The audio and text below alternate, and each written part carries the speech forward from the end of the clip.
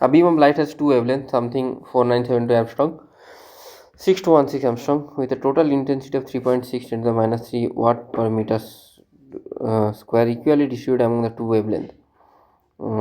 The beam falls normally on an area 1 cm square in a clean metallic of work function 2.3 eV, assuming that there is no loss of light by the reflection and that each capable photon ejects one electron. The number of photons liberated in 2 seconds is approximately.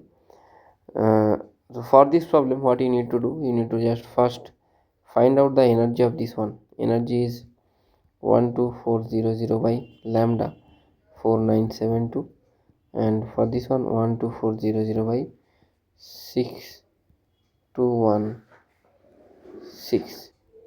So in this problem, what will happen? For 6216 Armstrong, there will be no photoelectron emitted because it is less than the work function. For this one, there will be only photoelectron. I equal to E by A into T. E is how much? NHC by lambda into T to area. So N is you just need to find out number of photoelectron emitted liberated in 2 seconds. Intensity is given. For each photoelectron there is one. For each photon there is one electron N.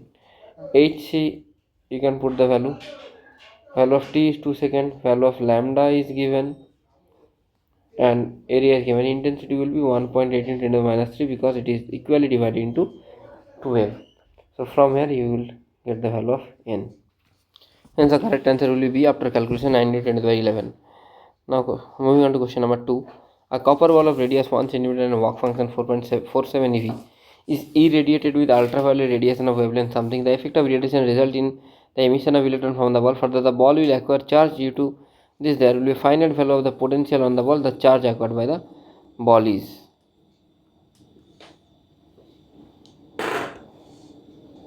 So first you need to understand the question. Let's assume there is a copper ball. An electron is being ejected from it, so it will acquire positive charge. Due to this positive charge, it will acquire a potential kq by r. This kq by r will act as a stopping potential. Whenever light comes from any source, electron will try to eject, but this potential will keep the electron bounded. So this kq by r will act as a stopping potential. So copper ball is having radius 1 cm, work function is given, wavelength is given. So as wavelength is given, energy will be how much? E is equal to Hc by lambda. So 12400 by 4.47. Sorry, 12400 by 2500. কত হচ্ছে? So this is 4.96. You know that E is equal to W naught EV equal to W naught plus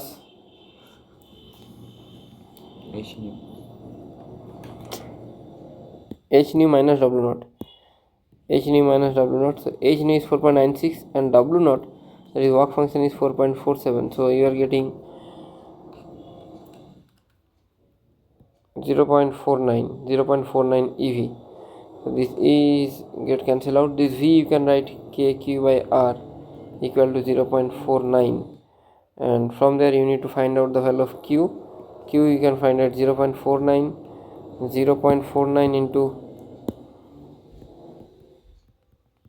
the value of radius r is given 10 to the power minus 2 by k. K is 9 into 10 to the power 9.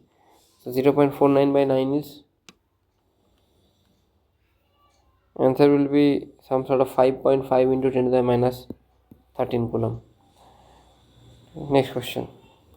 In an electron microscope, the resolution that can be achieved is of the order of the wavelength of the electron used. To resolve a width of 7.5 into 10 to the minus 12 meter, the minimum electron energy is required close to. In this question, first you need to know E is equal to p square by 2m for any particle. So P is equal to what? H by lambda. Just put H by lambda. So this energy is H square by 2m lambda square. For any particle, you always need to apply this formula. and just do whatever the calculation, and lastly divide by 1.6 into 10 minus 19 because the answer is given in keV. So the final answer is 25 keV. This will be your final answer. Now moving on to the next question. Radiation of wavelength lambda is incident on a photo shell. The first emitted photoelectron has speed v. If the wavelength is changed to 3 lambda by 4, the speed of the first emitted photoelectron will be. So radiation of wavelength lambda is incident on a photo cell. The first emitted photoelectron, let's say this is Ke, is equal to, you know that wavelength is lambda, so hc by lambda minus w naught ke1, and now ke2 equal to, it is changed to lambda 3 lambda by 4, so 4 hc by 3 lambda minus w naught dash. Okay, divide these two. So now you can write Ke is equal to half of m v1 square, half of m v2 square. This will cancel out. So v1 by v2 whole square equal to,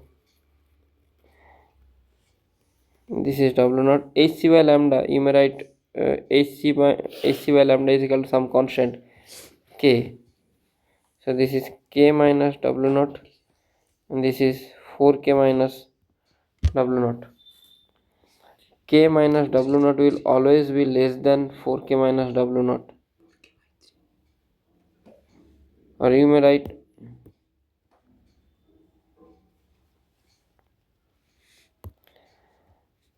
4k by 3 minus w naught. So you may write k minus w naught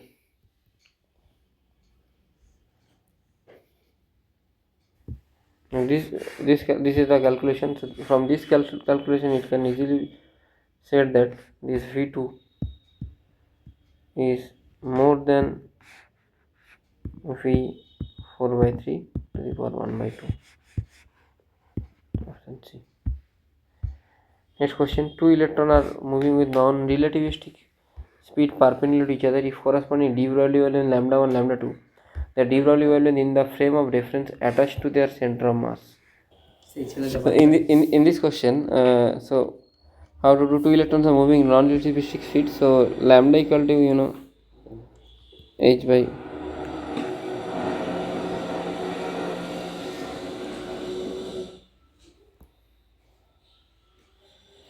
lambda equal to h by p or h by mv. If the corresponding de Broglie wavelength is given lambda 1 and lambda 2 with respect to center of mass, they are moving in perpendicular direction. v2, this is v1. So vcom equal to am into v1.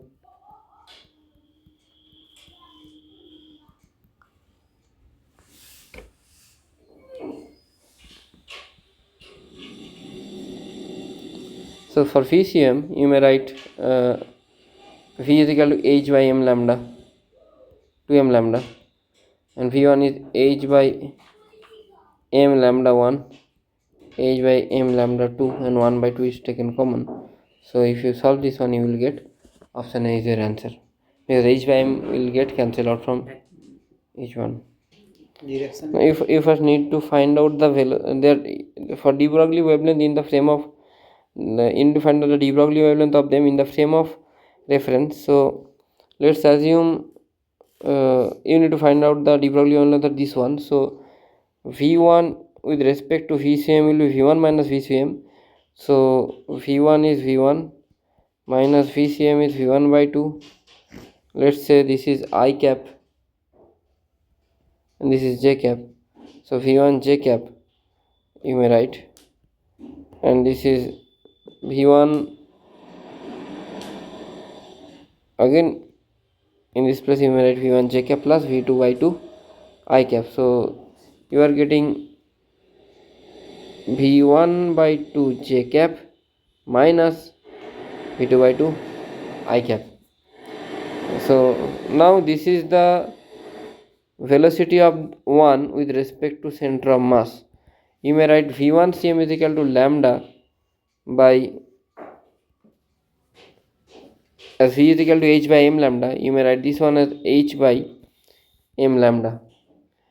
And now v1 by 2, for v1 by 2 you may write h by m lambda 1 j cap minus h by m lambda 2 I cap, and 1 by 2 is there. So just you need to find out the resultant of this one, and you will get the resultant as 1 by lambda is equal to this value. You just find out the resultant you may find out by h by 2m lambda 1 square plus h by 2m lambda 2 square. Eventually you will get this solution. Now next question. So this was the question from dual nature.